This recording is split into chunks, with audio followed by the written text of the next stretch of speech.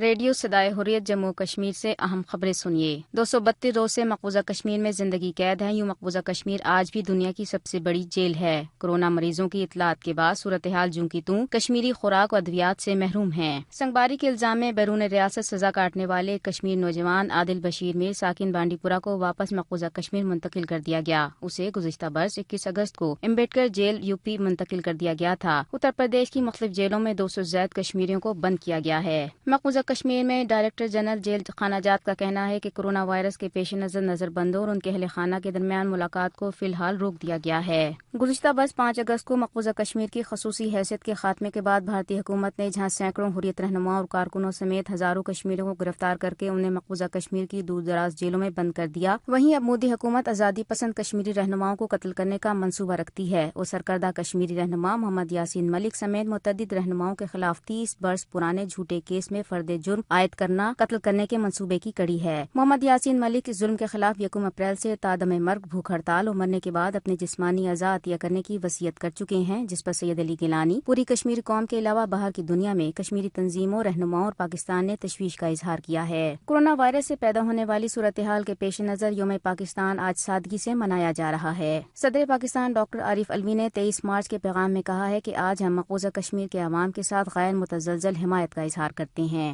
بھارت میں ماونواز باغیوں نے پولیس کمانڈوز کے قافلے پر حملہ کر کے 17 اہلکار ہلاک اور 15 زخمی کیے، جبکہ 12 اہلکار لاپتہ ہیں۔ بھارتی میڈیا کے مطابق یہ حملہ چھتیس گڑھ میں کیا گیا ہے۔ خبریں ختم ہوئیں۔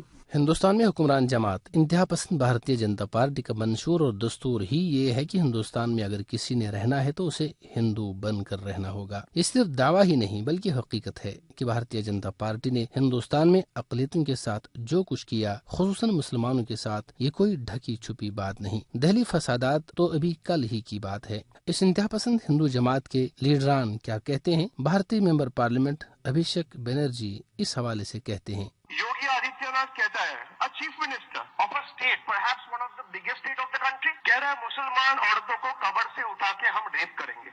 آپ اگر سچائی میں ہمت رکھتے ہیں، آپ اسٹیٹمنٹ دیجیے، بولیے ان کا ڈیزگنیشن مانگنا ہے۔ آپ بات کرتے ہیں ریپ کی، کلدیپ سنگھ سینگر آپ نے کب پارٹی سے نکالا؟ آپ بات کرتے ہیں ریپ کی، آپ کی اروناچل کے MLA خود ریپ میں۔ آپ 4 مدعا لے کے بات کرتے ہیں، ہندو، مسلمان، رام مندر، پاکستان۔ آپ ان 4 مدعا کو ہٹا کے بات کریے۔ کوئی بھی نیتا کو میں بولتا ہوں، اگر آپ کا ہمت ہے آپ 10 منٹ بات کر کے دکھائیے۔ نہ آپ ہندو بولیں گے، نہ آپ مسلمان بولیں گے، نہ آپ سامپردائکتا بولیں گے، نہ آپ رام مندر بولیں گے، نہ آپ بابری مسجد بولیں گے، نہ آپ پاکستان بولیں گے۔ بھارتی انتہا پسند حکمران صرف بھارت ہی نہیں بلکہ ریاست مقبوضہ جموں کشمیر میں بھی یہی کھیل کھیل رہے ہیں، جس میں انہیں آج تک کامیابی نہیں ملی اور نہ آئندہ ملے گی۔